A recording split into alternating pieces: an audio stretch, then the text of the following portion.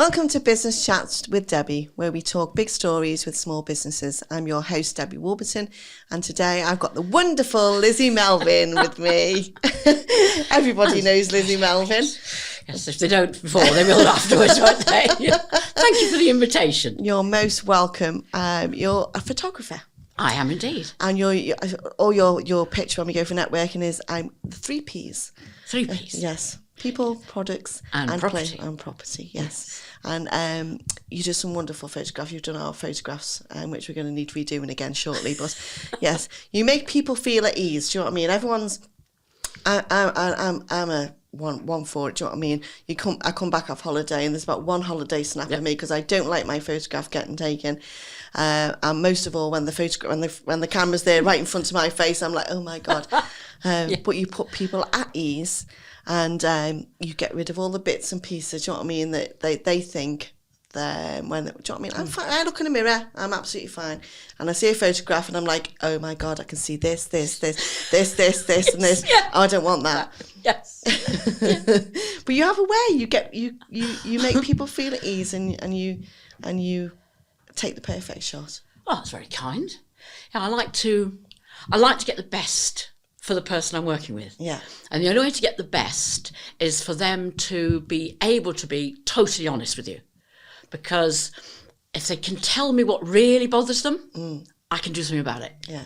And quite often the first thing that people pick on isn't the main item. It's fascinating. I love the human psyche.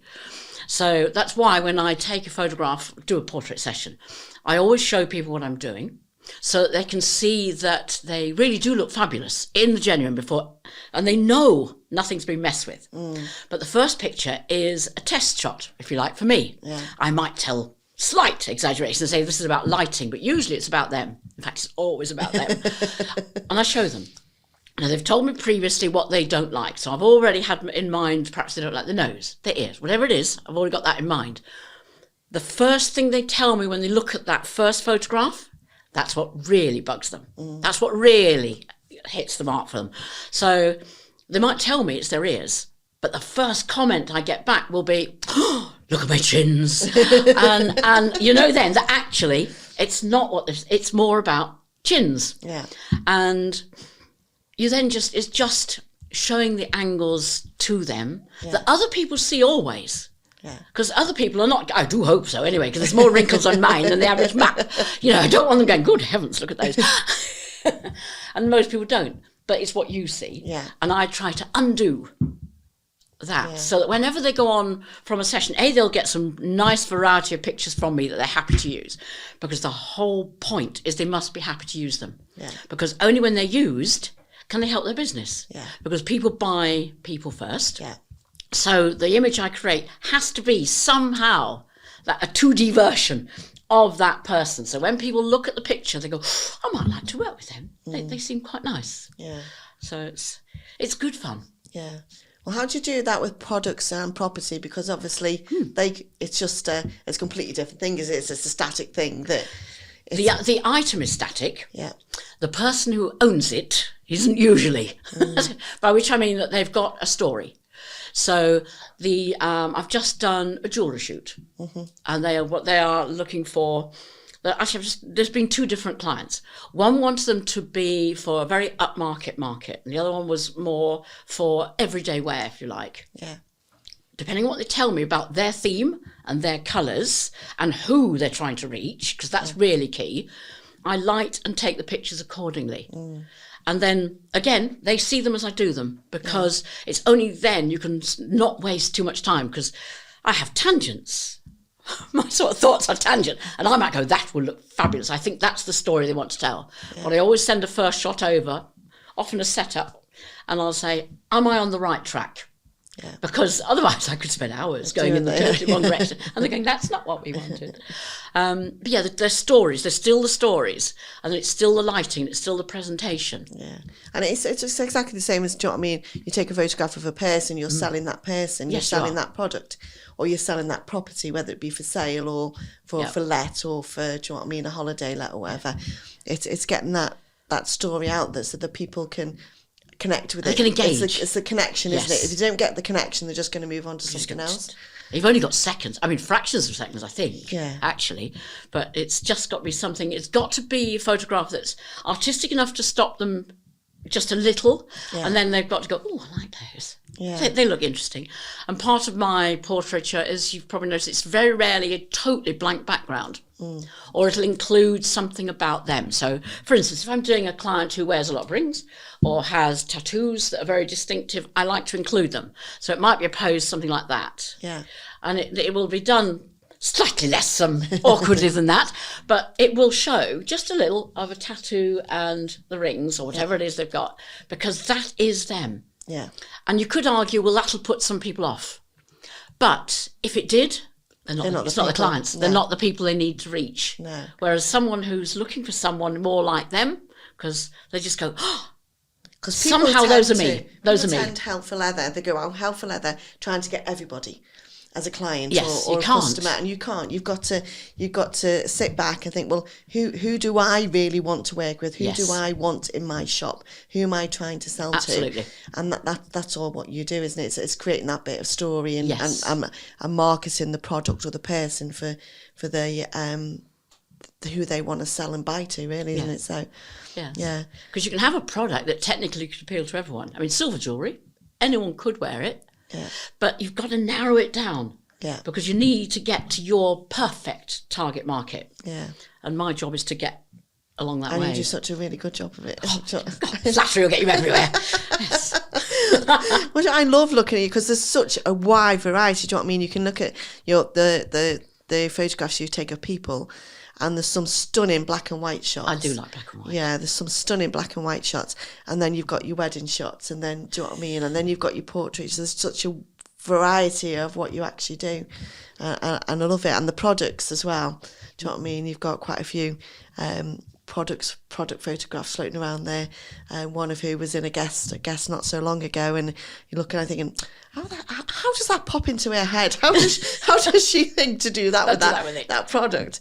But it is what sells it, isn't it? Do you know what I mean? At the end of the day, if you haven't got a fantastic shot, then it's not going to attract. It's just got to stop people, to make them think, that's me, I'd like that. Yeah. And you're competing with a huge audience.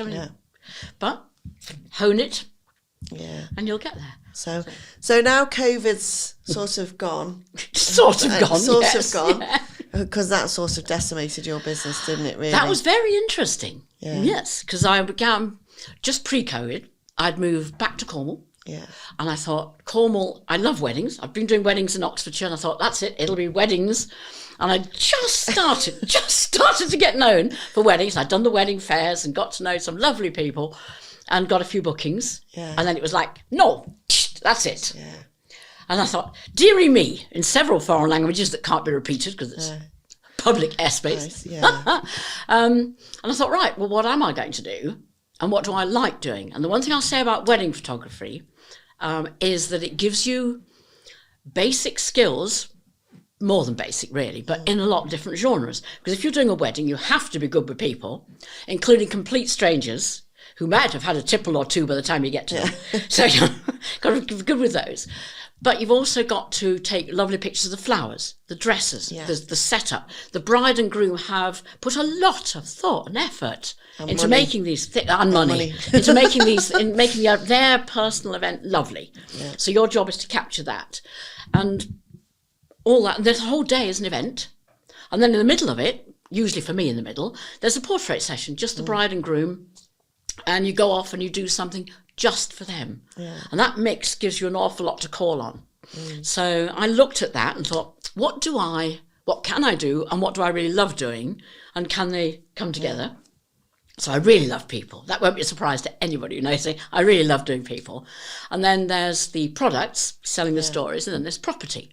Now, the one thing you could do during COVID was property.